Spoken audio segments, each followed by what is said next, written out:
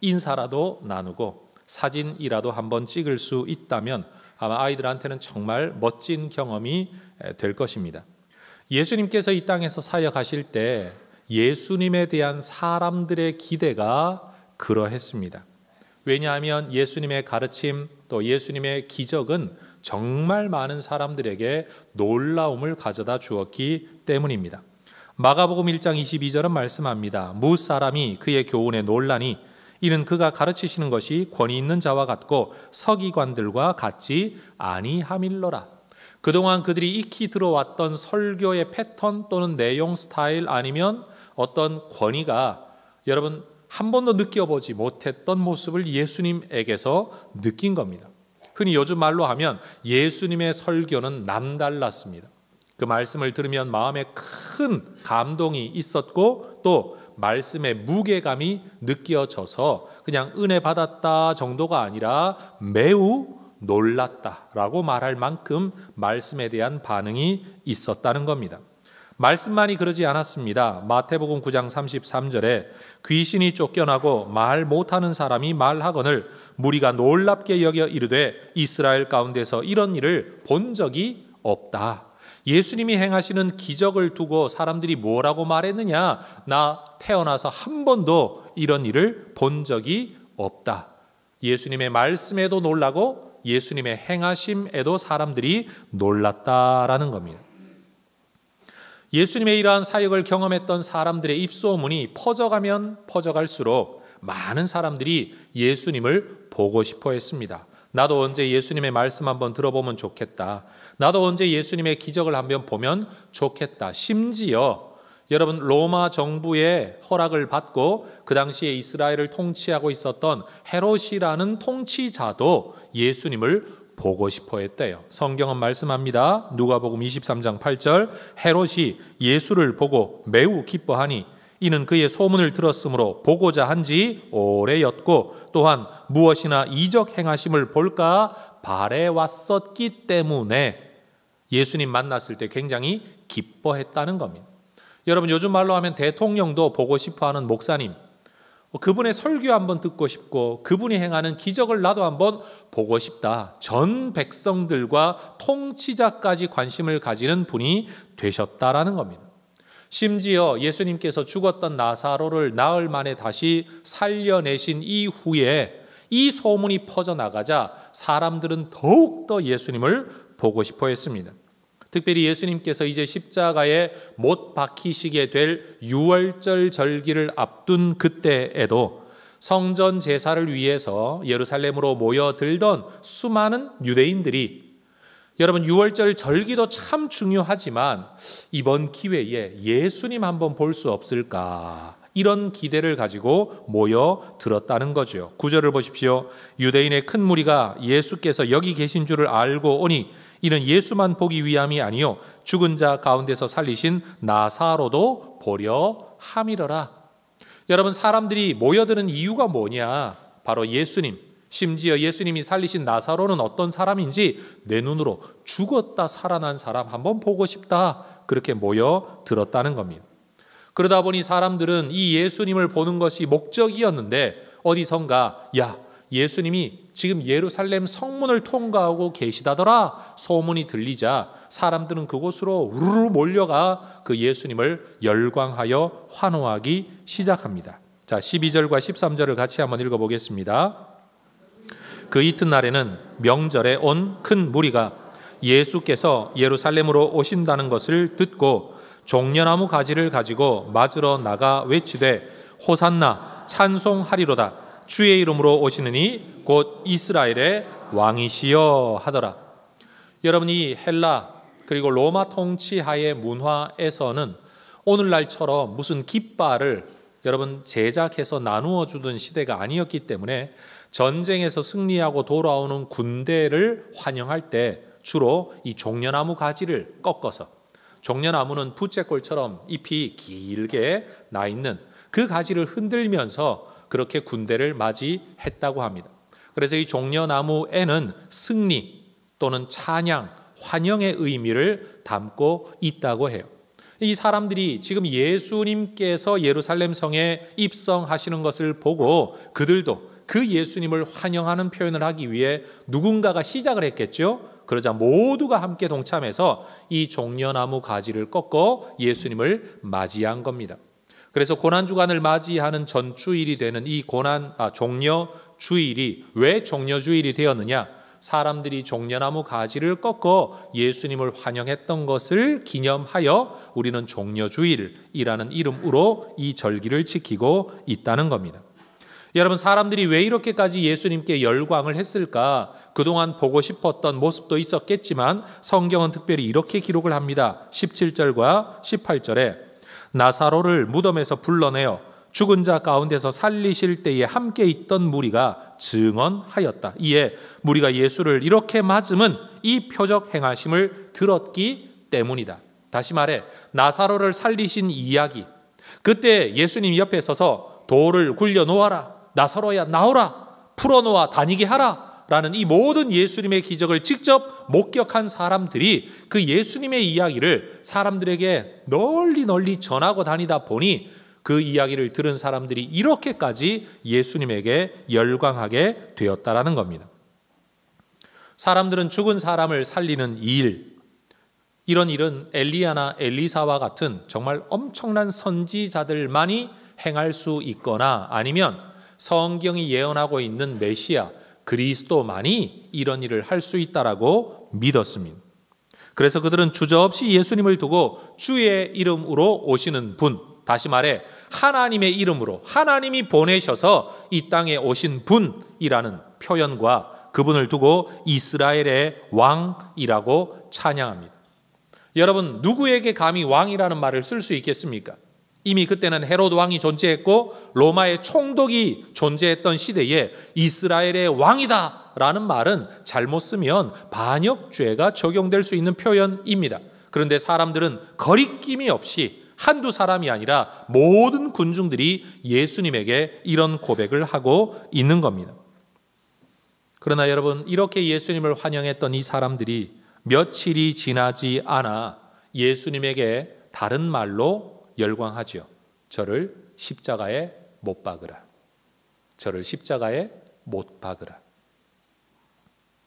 지금 이 종려주일에 사람들이 예수님께 불렀던 노래와 찬양은 거짓말이 아닙니다. 예수님은 주님의 이름으로 오시는 분이 맞았고 그리고 이스라엘의 왕이 맞았습니다. 이 종려주일에 백성들이 예수님에게 기대했던 모습은 죽은 자도 살릴 만큼의 강력한 힘을 가지고 이 세상을 통치하는 세상의 왕이었습니다. 그러나 그 종려주일이 지난 며칠 동안 예수님이 보여주신 모습은 여러분, 그 능력으로 세상을 살리는 왕이 아니라 자기 하나도 살리지 못하는 죄인의 모습이었습니다. 엄청난 기대 속에 엄청난 실망을 하자 사람들은 찬양하는 사람으로부터 못 박아 죽이라는 사람들로 완전히 모습이 바뀌고 말았습니다. 이 종려주일에 백성들이 외쳤던 믿음의 고백은 내가 원하는 것, 우리가 원하는 것을 이루어 줄 것을 전제로 한 잠정적인 것이었습니다. 그들은 많은 짐승을 잡아 하나님께 제사하는 다윗과 솔로몬과 같은 그런 하나님께 예배하는 제물을 바쳐드리는 경건한 왕은 역사 안에서 경험해 본 적이 있었지만 스스로 제물이 되어 세상을 살리기 위해 스스로 죽는 왕을 그들은 경험해 본 적이 없었습니다. 그들이 기대했던 대로 예수님이 행동하지 않을 때 세상은 오히려 예수님을 찬양의 대상으로 삼은 것이 아니라 조롱과 침뱉음의 대상으로 삼고 말았습니다.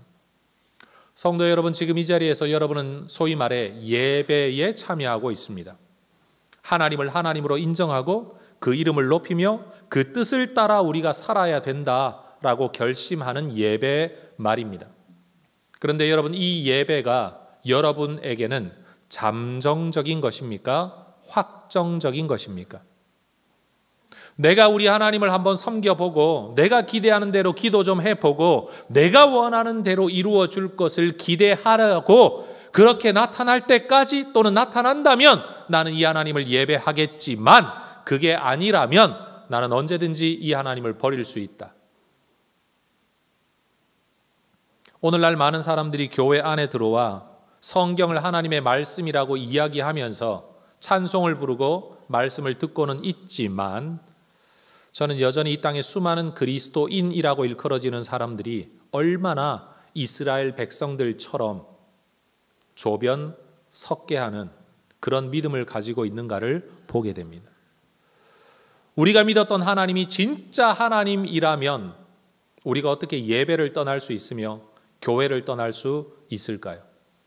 내가 기대했던 대로의 교회가 아니니 교회를 떠나고 내가 기대했던 대로의 목사가 아니니 목사를 떠나고 내가 기대했던 대로의 신앙이 아니니 나는 이 기독교 신앙을 떠나겠다라고 말씀하는 분들이 원래 가지고 있었던 신앙은 그러면 과연 온전한 것이겠냐?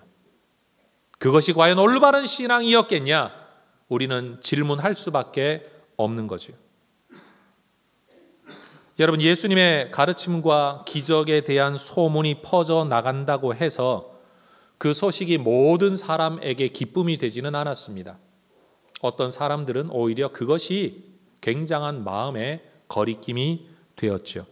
유대 종교 지도자들은 오히려 그 예수님의 소문이 퍼지면 퍼질수록 예수님에 대한 적개심에 불타올랐습니다. 그래서 요한복음 11장 53절을 보면 이런 구절이 있습니다. 이날부터는 그들이 예수를 죽이려고 모의하니라. 여러분, 예수님이 가르치는 것이 권위가 떨어져서 그런 게 아니고 예수님이 병자를 고치는 능력이 없어져서 그런 게 아닙니다. 말씀을 가르치면 가르칠수록, 병자를 고치면 고칠수록, 심지어 죽은 자를 살리면 살릴수록 누군가는 그 예수님을 오히려 죽여야 할 존재로 생각하고 있었습니다. 예수님의 말씀과 능력 행하심이 믿음의 이유가 되는 게 아니라 오히려 예수님을 거부하는 이유가 되었다라는 말입니다. 심지어 나사로가 다시 살아난 이후에는 이 사람들의 마음이 예수만으로는 만족하지 아니하고 심지어 나사로도 죽여야 된다라고 생각을 합니다. 오늘 보면 10절과 11절입니다. 대제사장들이 나사로까지 죽이려고 모의하니 나사로 때문에 많은 유대인이 가서 예수를 믿음이러라. 저 예수를 따르는 이유가 되는 어떤 존재라도 다 죽이겠다라는 겁니다. 점점 높아져가는 예수님의 명성 앞에서 어떻게든 그것을 꺾어놓고 종교적 영향력을 우리가 쥐기를 기대했던 사람들 입장에서 뜻하는 바가 이루어지지 않을 때 그들은 이렇게 탄식하죠. 19절입니다. 바리새인들이 서로 말하되 볼지어다 너희 하는 일이 쓸데없다. 보라 온 세상이 그를 따르는도다. 이 구절만 읽어보면 마치 예수님이 득세하고 종교 지도자들은 말 그대로 권력을, 힘을, 영향력을 다 잃어버려서 이제는 어쩔 수 없다라고 포기하는 말처럼 보여지지만 속내는 그렇지를 않습니다. 너희가 지금껏 했던 방법으로는 더 이상 예수를 막을 수가 없지 않냐. 너희들이 지금껏 해왔던 방법으로 아무리 노력을 해도 온 세상이 저렇게 예수님을 따르고 있으니 더 이상은 방법이 없다. 괄호 열고 그래서 예수를 죽여야만 한다. 괄호 닫고. 그게 바로 이 19절에 담겨 있는 본래의 의도라는 겁니다. 백성들이나 종교 지도자들이나 자기 기대에 부응하지 않고 자기 생각대로 움직여주지 않는 구세주는 받아들일 수가 없었던 겁니다.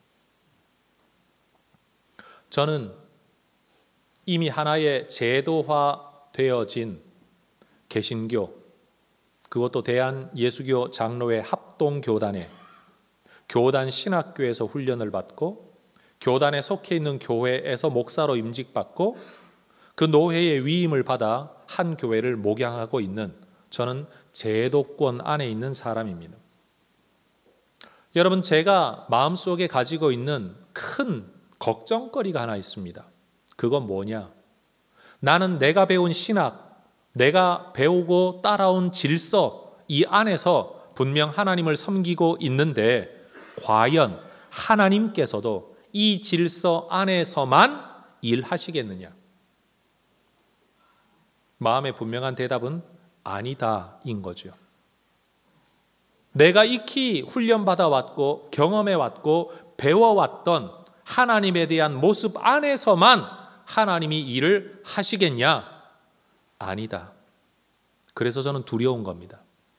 내가 모르는 어디인가에서 내가 몰랐던 모습으로 우리 하나님이 일하실 때 과연 나는 어떻게 반응하는 사람이 될까? 성도 여러분, 우리 예수님께서, 우리 하나님께서 행하시는 일이 때때로는 우리에게 이해되지 않을 수도 있다는 사실을 먼저 인정하는 하나님의 백성들이 될 수 있기를 소망합니다. 하나님은 우리 손 안에 있는 게 아니고 우리가 하나님의 손 안에 있다는 사실을 여러분 절대 잊어버리면 안 됩니다. 자, 따라하십시다. 하나님께서 우리 손 안에 있는 것이 아니라 우리가 하나님의 손 안에 있습니다. 그러니 여러분, 내 머리로 하나님을 다 이해하려고 하고 내 생각과 경험으로 하나님을 다 설명하려고 하는 이 의도 자체가 얼마나 교만한 것이냐라는 거죠. 예수님의 명성이 절정기에 달하였을 때에 예수님을 만나보기 원했던 사람들은 이 예루살렘 또는 유대 땅을 살아가는 사람들만이 아니었습니다. 이 유월절을 지키기 위해서 이 지중해 연안에 소위 말해 전 세계 각지에서 이 예루살렘 성전을 방문하는 사람들이 있었는데 그 중에 어떤 사람들은 민족적 또는 문화적으로는 헬라 배경을 가지고 있는데도 유대교로 개종한 사람들도 있었다고 말을 합니다. 20절을 한번 보십시오. 명절에, 이 명절이 어떤 명절이냐? 유월절이에요. 명절에 예배하러 올라온 사람 중에 헬라인 몇이 있었다. 몇 사람인지 알 수는 없습니다. 그러나 이 사람들은 분명히 헬라인입니다. 유대인이 아닙니다. 당대 최고의 지성, 문화, 문명에 익숙한 헬라 출신 사람들, 우리가 알고 있는 것처럼 헬라의 철학에 익숙한 사람들, 헬라의 신화에 익숙한 사람들이 보기에도 죽은 자를 살리고 하나님의 말씀의 진리를 선포하는 예수님이 헬라의 어떤 철학보다도 어떤 문화보다도 어떤 지혜보다도 더 탁월한 분이라는 인정을 하게 되었다라는 겁니다.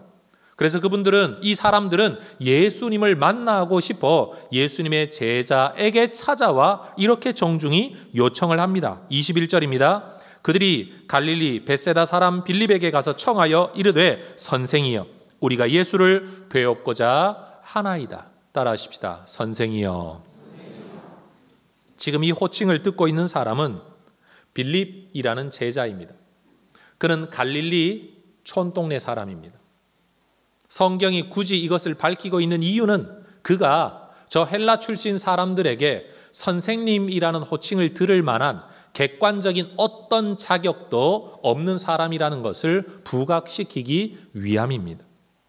그들은 제자를 높이기 위해 이 말을 하고 있는 게 아니라 예수님을 존중하기 때문에 예수님의 제자들에게 예를 갖추어 말을 하고 있는 것 뿐입니다. 여러분, 걸맞지 않는 이 호칭이 자기에게 주어졌을 때 빌립은 자기가 얼마나 대단한 사람으로 여겨졌을까요?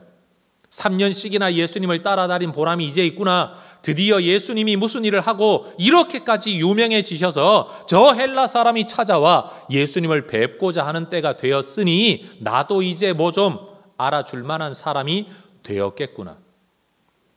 이 설교를 준비하면서 이런 상상을 한번 해봤습니다. 우리 성도 여러분들께서 교회 카페에 앉아 여러분 차를 마시고 있었다라고 한번 가정해 봅시다. 그게 한 분이든 두 분이든 여러 분이든. 그런데 누군가가 문을 열고 들어오는데 여러분 누군지 단박에 알아볼 만한 매우 유명한 여러분 어떤 사람이 들어옵니다. 그리고 그분이 말씀하시기를 이 교회가 정명호 목사님이 목회하시는 교회가 맞냐? 내가 목사님을 꼭 한번 뵙고 싶어 왔는데 혹시 목사님을 만나 뵐 수 있겠냐? 라고 이야기했다고 칩시다. 그럼 여러분들이 제 방문을 두드리면서 목사님 손님 왔어요? 이렇게 말씀하실까요? 아니면 목사님 이분이 찾아오셨어요. 목사님을 뵙겠다고. 여러분 어떻게 반응하실 것 같습니까?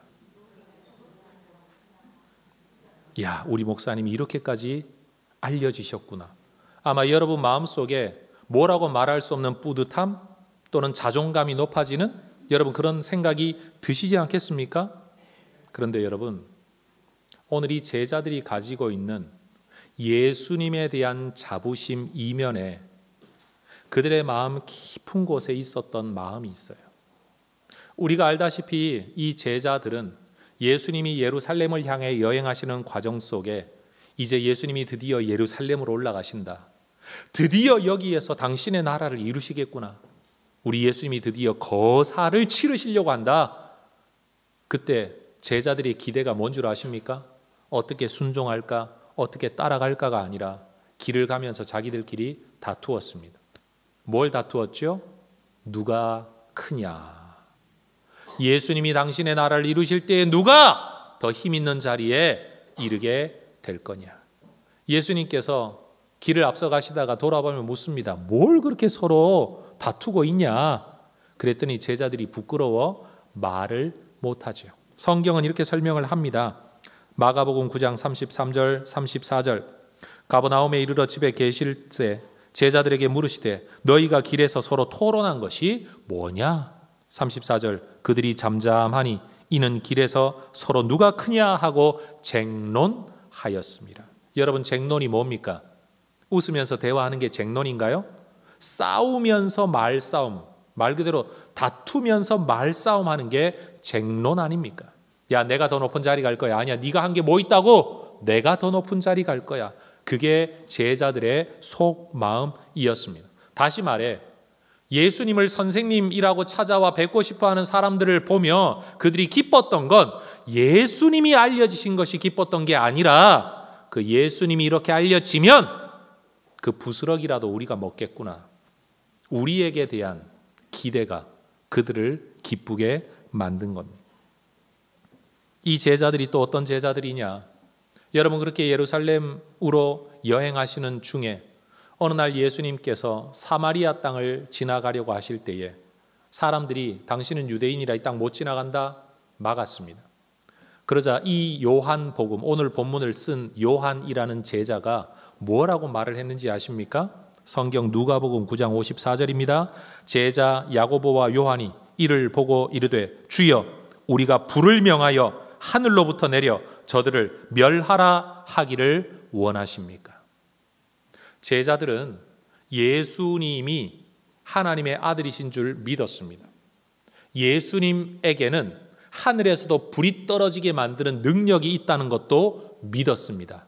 그런데 그 예수님에 대한 믿음과 그 예수님의 능력에 대한 믿음을 가지고 그들이 기대했던 건 뭐냐? 예수님의 길을 가로막는 자들이 있다면 하늘에서 불을 떨어뜨려서라도 제거하고 이 길을 가겠다. 그게 제자들의 사고방식이었습니다. 예수님을 믿느냐 믿지 않느냐가 중요한 게 아니라 예수님을 믿지만 그 믿음을 가지고 예수님의 능력을 믿지만 그 능력을 가지고 어디에 쓰려고 하냐? 우리의 앞길을 가로막는 자를 제거하는 일에 그들은 쓰기 원했다라는 말입니다. 여러분 오늘 하나님을 믿고 있는 우리는 이 믿음을 가지고 우리가 믿고 있는 그 하나님의 능력을 가지고 도대체 뭘 하기를 원하십니까? 전지전능하신 하나님이라고 믿는 그 믿음을 가지고 우리는 무엇을 기대하고 있습니까?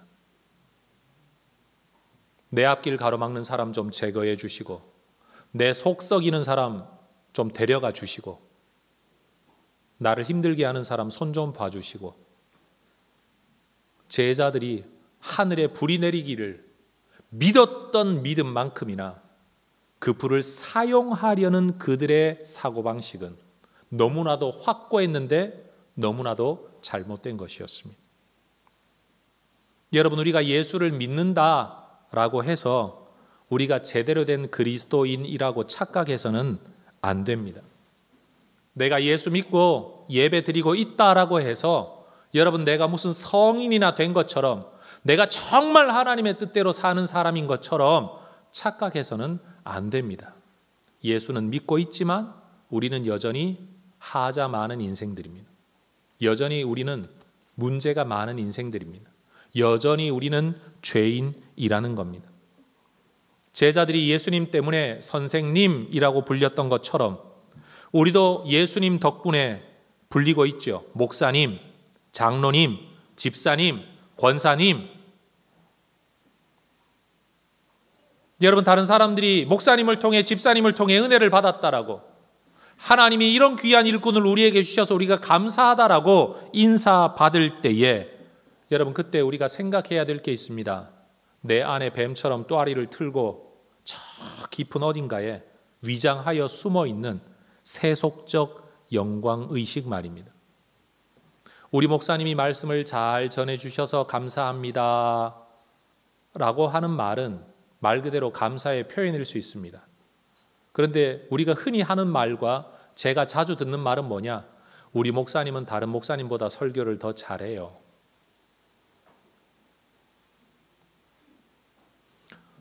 우리 교회 공동체가 있어서 내가 믿음의 길을 걸어가는 데 있어서 하나님이 한 가족을 주셔서 얼마나 감사한 줄 몰라요 라고 표현하기보다 우리는 이렇게 말을 하죠.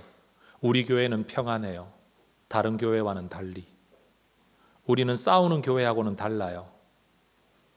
우리가 감사하며 만족해하는 이유가 결국 남보다 낫다, 남보다 좀 더 높은 자리를 차지하게 될 거다, 여기에 대한 기대가 우리의 만족과 감사의 이유라면 우리들도 지금 제자들하고 똑같은 모습으로 살아가고 있다라는 겁니다. 우리 주님의 이름이 높아지면 영광스럽죠. 그런데 여러분, 주님의 이름이 높임 받는 것만으로 감사하는 게 아니라 주님의 이름이 높아짐으로 우리도 따라 올라갈 것을 기대하는, 그래서 주님으로 기뻐하는 게 아니라 주님 덕분에 내가 누릴 것을 기뻐하는, 여러분, 제자들은 3년을 예수님 따라다니고서도 그 죄성의 본질을 벗어나지를 못했습니다. 우리도 마찬가지입니다.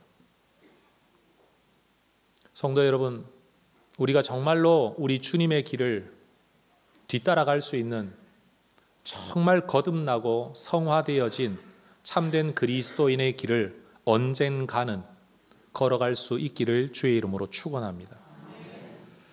그러니 여러분, 그 예수를 믿고 구원의 백성으로 천국을 약속받은 하나님의 자녀들로 오늘을 살아가고 있지만, 여러분, 내 능력이나 내 수준이 구원받을 자격을 얻었다라고 생각해서는 절대 안 된다라는 겁니다.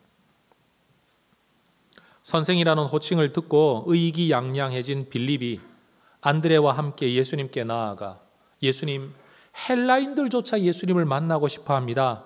기분 좋은 소식을 전했을 때 예수님께서 이렇게 대답을 하십니다. 23절, 인자가 영광을 얻을 때가 왔도다. 말을 바꾸면 드디어 내가 영광을 얻을 때가 왔구나. 여러분, 영광, 이 말을 들었을 때 제자들 얼마나 가슴이 설레었을까요? 그들이 그렇게도 보고 싶었던 바로 그것 아닙니까? 백성들이 그렇게도 기대했던 바로 그것, 영광이에요. 예수님이 자신의 영광을 드러낼 그때, 예수님이 뭔가를 행하시고 이 세상을 뒤집어 자기 나라를 만드시는 그때를 백성들도 기대했고 제자들도 기대하고 있었는데, 예수님이 그때가 왔다 말씀하시니 얼마나 가슴이 뛰었겠습니까? 그런데 여러분, 이 예수님께서 영광을 얻을 때가 왔다라고 말씀하시는 그때, 그리고 예수님이 행하시는 걸음을 보면 사실 세상의 영광을 위한 길이 아니라는 것을 우리는 이미 알게 됩니다. 예수님은 예루살렘에 입성하실 때에 말을 타고 입성하신 게 아니라 나귀를 타고 입성하셨습니다. 말은 전쟁에 유용한 도구입니다. 나귀는요, 사람을 태우거나 짐이나 실어 나르는 일상의 도구일 뿐입니다. 나귀는 절대로 정복을 위한 도구, 남을 제압하는 도구가 될 수가 없는 겁니다. 다시 말해 예수님은 정복자의 모습이 아니라 겸손과 평화의 왕의 모습으로 이 땅에 오셨다라는 겁니다. 예수님이 세우시려는 나라는 남을 죽임으로 안정을 얻게 되는 나라가 아니라 내가 죽음으로 평화를 누리게 되는 그 나라를 꿈꾸셨습니다.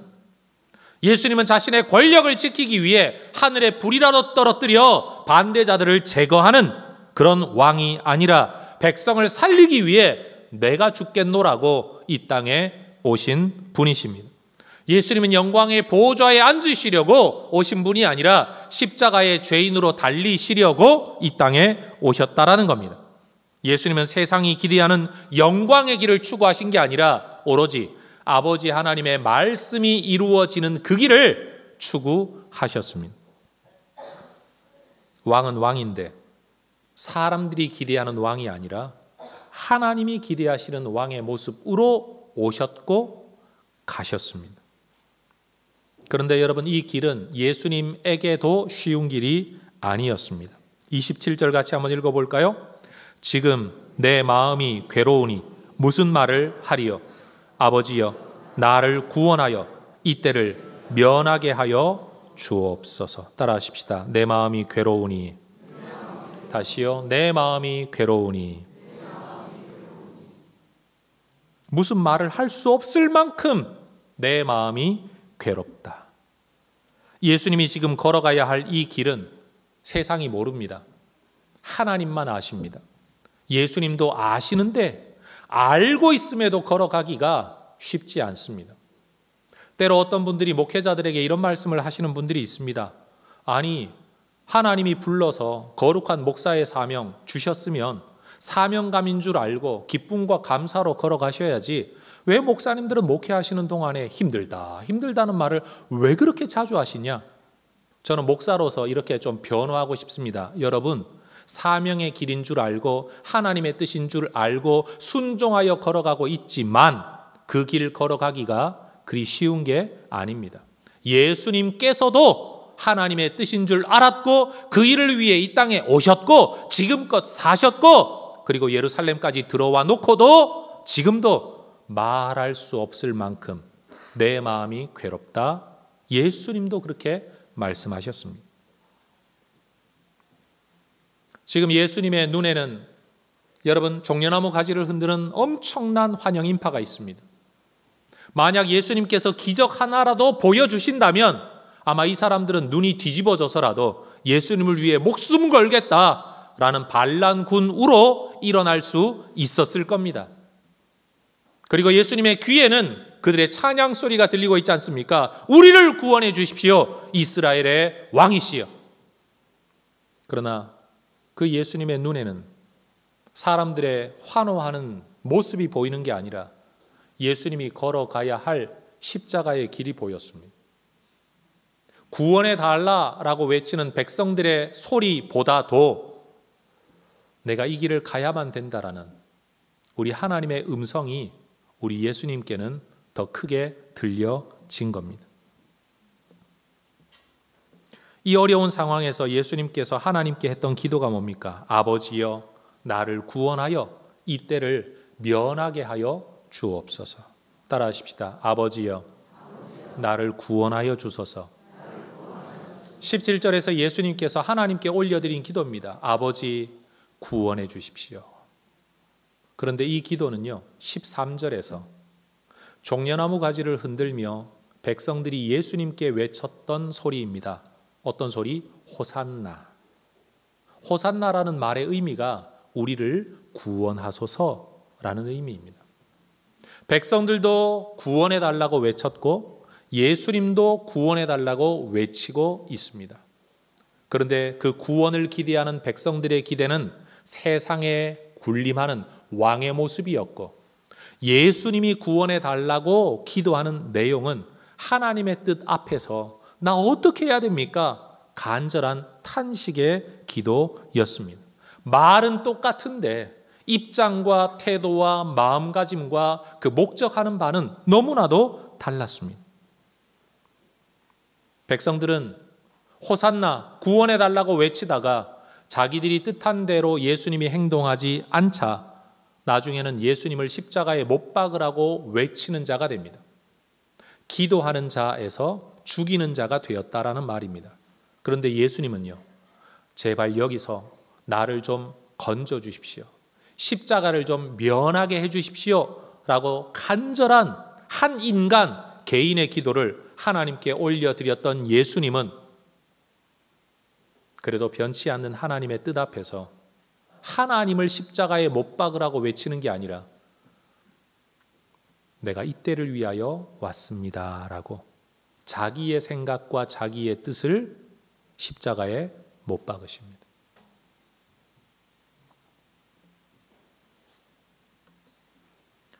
여러분, 세상의 영광을 위한 백성들의 들뜬 기대와 인류 구원을 위한 하나님의 말 없는 침묵 앞에서 예수님은 갈등하셨습니다. 그리고 그 백성들의 외침과 반응, 그리고 예수님의 기도와 반응은 참 대조가 되었습니다. 자기 기대에 부응하지 않는 예수님을 십자가에 처형하라고 외치는 백성들의 모습은 받아들이기 힘든, 심히 괴로운, 너무 괴로워 말할 수 없을 지경에 이른 그 예수님께서 결국에는 아버지 하나님께 자기를 복종시키는 그 모습과 백성들의 모습은 너무나도 대조가 됩니다. 자기가 원하는 구원을 가져다 줄 구원자에게 환호하고 있지만, 열광하고 있지만 정작 자신의 것은 아무것도 내어놓지 않는 백성들과는 달리 우리 예수님께서는 아버지의 뜻이 이루어지기 위하여 자신의 목숨을 내어 놓으셨습니다. 오늘날 많은 그리스도인이라 일컫는 사람들이 좋은 목사님을 찾아다니고 좋은 교회를 찾아다닙니다.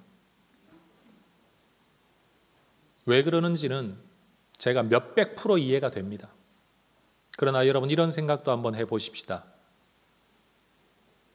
예수님이 우리의 구세주로 일해 주실 것을 기대하고 외치고 열광하다가 내 뜻대로 움직여주지 않으니 그 예수님을 십자가에 못 박으라고 외치며 돌 던지는 사람들. 그럼 오늘 우리 좋은 교회를 찾아다니기는 하지만 좋은 교회가 되도록 내 목숨을 내어놓겠다고 헌신하지 않는 우리, 좋은 목사님은 찾아다니지만 좋은 목회자들이 길러지기 위하여 기도와 사랑과 관심과 물질로 전혀 헌신하지 않는 우리는 예수님을 닮아 있는 걸까요? 아니면 군중을 닮아 있는 걸까요?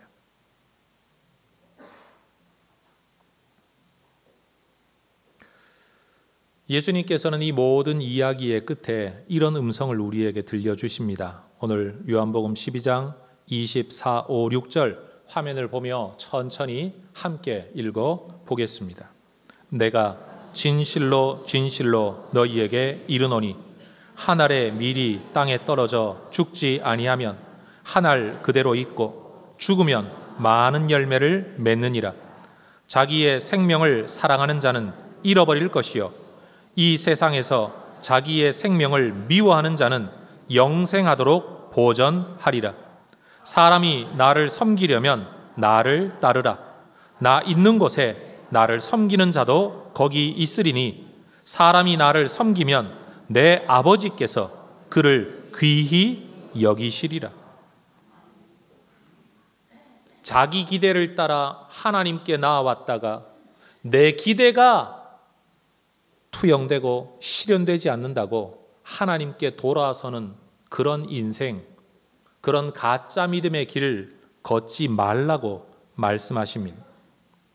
예수님이 추구하셨던 진정한 영광의 본질은 땅에 떨어져 죽는 밀알의 영광이었습니다.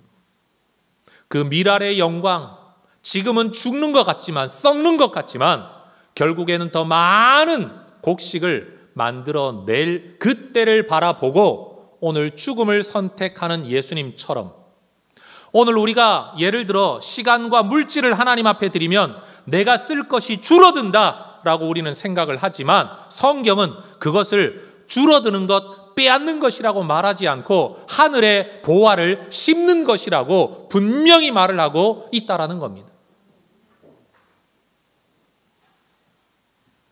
영생에 대한 사모함이 있기 때문에 이 생의 삶을 여러분 남을 위해 내어줄 수 있다라고 예수님 가르치시는 겁니다.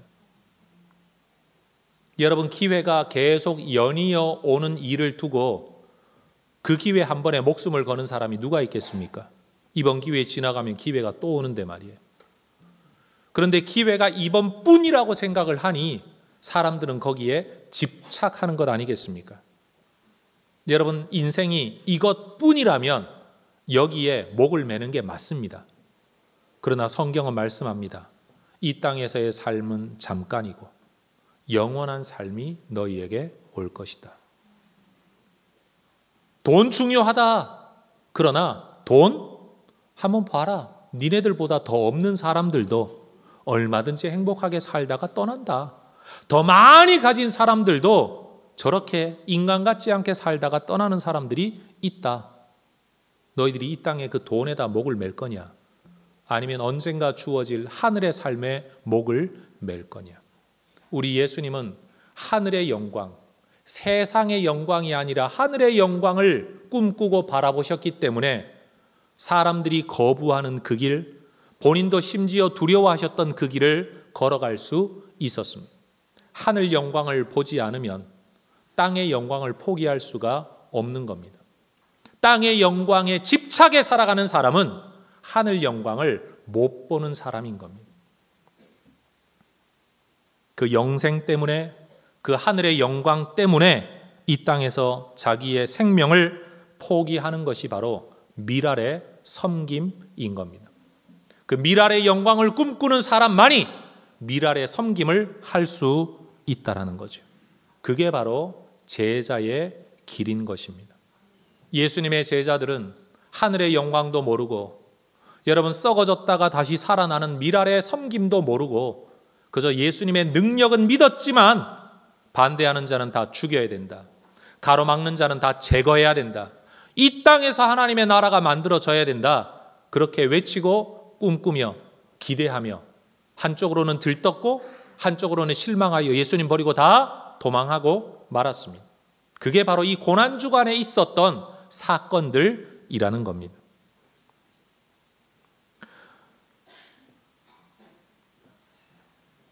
우리가 이 예수님의 십자가의 길, 미랄의 길을 뒤따르게 될 때에 우리도 예수님 계신 곳에서 예수님이 누리시는 영광을 누리게 될 줄로 믿습니다. 내 아버지가 너희를 귀히 여기시리라. 우리 주님이 지금 하나님 보좌 우편에서 여러분 그 보좌 위에 계시는 것처럼 우리도 이 길을 걸어가면 하나님이 우리를 그렇게 만들어 주실 거라는 거죠. 여러분 때로 우리는 내 생각과 기대대로 움직이지 않으시는 하나님에 대하여 분노할 때가 있습니다. 믿기 때문에 하나님에 대하여 분노하는 겁니다. 그러나 여러분 우리 인간들이 언제 화를 내고 분노하는지를 한번 가만히 생각해 보십시다. 희노애락, 애오욕이라는 이걸 인간의 칠정이라고 일곱 가지 기본적인 감정이라고 여러분 다른 종교 영역에서도 이야기를 하지만 정말로 화를 내는 건 사람의 기본적인 감정이 맞습니다. 그런데 여러분 그 감정이 언제 표출되나요? 그건요, 내 뜻대로 움직이지 않을 때, 내 기대대로 움직이지 않을 때 나타나는 반응인 겁니다. 아내에게 기대했던 모습이 있는데 그대로 움직이지 않을 때, 남편에게 내가 기대하는 남편의 모습이 있는데 그대로 움직이지 않을 때, 부모에게 대하여, 자녀에게 대하여, 성도가 목사에 대하여, 목사가 성도에 대하여, 성도가 성도에 대하여, 상사가 직장인에 대하여, 직장인들이 상사에 대하여 여러분 우리 모두가 가지고 있는 분노의 근원이 뭐냐? 내가 기대하는 대로 움직여주지 않을 때 우리는 분노하게 되는 겁니다. 심지어 하나님에게 대하여서도 동일합니다. 여러분 이 감정의 가장 밑바닥에 뭐가 있습니까? 너는 내 뜻대로 움직여야 마땅한데 왜 내 뜻대로 움직이지 않냐? 라는 전제가 존재하고 있는 거죠.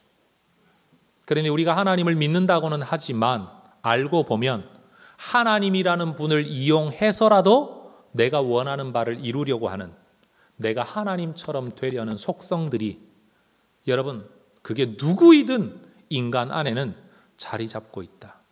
이게 바로 죄성인 겁니다. 하나님을 믿느냐 믿지 않느냐의 문제가 아니라 하나님마저도 움직이고 이용해서 내가 원하는 것을 이루고 싶다. 제자들이 마치 하늘에서 불이 내려 저들을 불사르라고 할까요? 라고 요구했던 건 예수님을 위한 일인 것 같지만 예수님의 능력을 이용하여 내 앞길을 가로막는 자를 제거하겠다는 권력 권세욕에 사로잡힌 제자들의 모습이라는 거죠.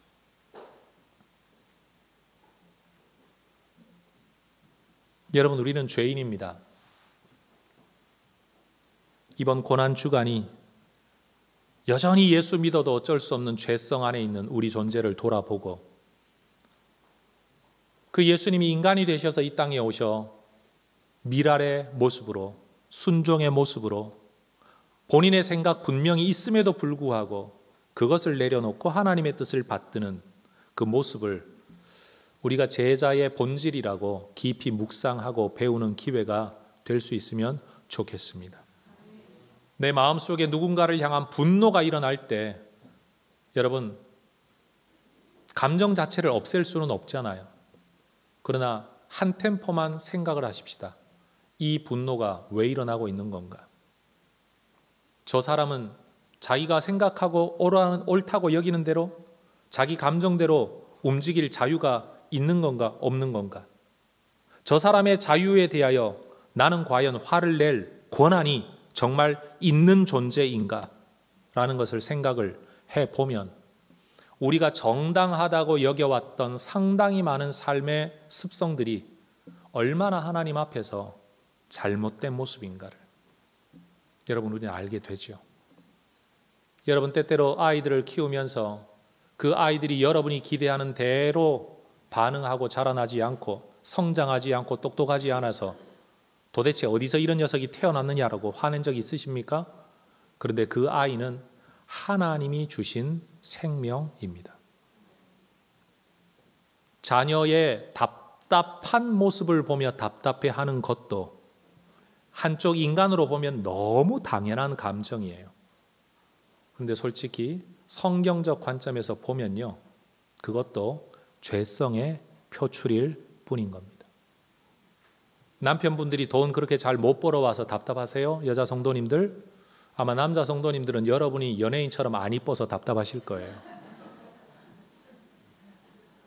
어떤 집에 어떤 여자 성도님처럼 그렇게 남편을 존중하며 잘 섬기지 않는 것이 그분들은 답답할 수도 있어요.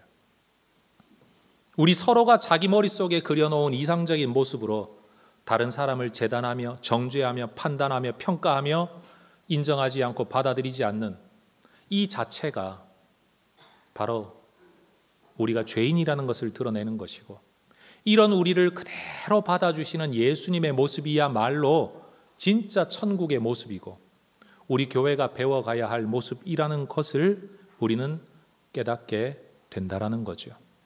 여러분, 영성에 도움도 안 되고 삶의 변화도 일어나지 않는 감정이입의 눈물로 고난주간을 보낼 게 아니라 예수님은 어떤 가치를 가지고 어떤 삶의 길을 걸으셨는가를 묵상하면서 나는 지금 미랄의 길을 걷고 있는 거냐, 아니면 요한과 아니면 안드레와 같은 사람들처럼 하늘의 불이 임하기를 원하는데 그거 임하지 않아서 하나님께 오히려 역정내는 그런 모습으로 살아가고 있는 건 아닌가?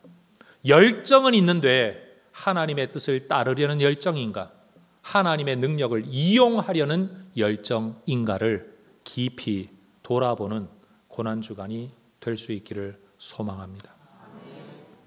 그러니 여러분, 우리 모두가 그리스도의 제자 되어, 여러분, 예수님 고난 우리를 위해 다 받으셨습니다.